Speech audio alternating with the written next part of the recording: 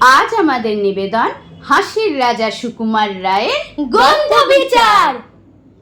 সিংহাসনে বসল রাজা, বাজলো কাঁসর ঘণ্টা, ছটফটিয়ে উঠল কেঁপে মন্ত্রী বুড়োর মনটা। বললে রাজা, মন্ত্রী, তোমার জামায় কেন গন্ধ? মন্ত্রী বলে, এ চেন দিচ্ছি, মন্দ তো নয়, মন্দ। রাজা বলেন, মন্দ ভালো, দেখুক সুখে বদ্যি। বুদ্ধি বলে, আমার নাকে বেজায় হলে সোজে আছে। রাজা হাঁকেন।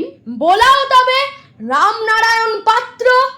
পাত্র বলে, নস্যি নিলাম এক্ষুনি, এই মাত্র। নস্যি দিয়ে বন্ধ যে না, গন্ধ কোথায় ঢুকবে? রাজা বলেন, কোটাল, তবে এগিয়ে এসো শুকবে।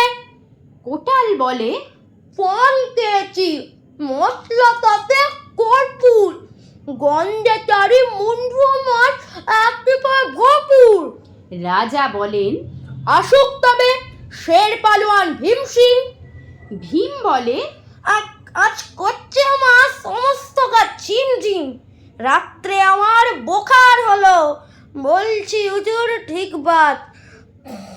বলেই শুলো রাজসভাতে চক্ষু বুজে চিৎপাত। রাজার শালা চন্দ্রকেতু তারেই ধরে শেষটা।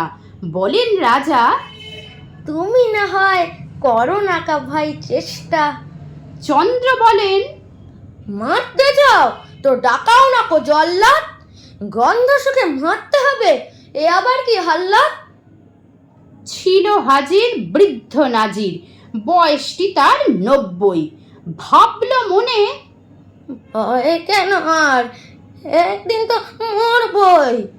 সাহস করে বলল বুড়ো, মিথ্যে সবাই বকছিস, শুকতে পারি হুকুম পেলে, এবং পেলে বকছিস। রাজা বলেন, 1000 টাকা ইনাম পাবে সদ্য।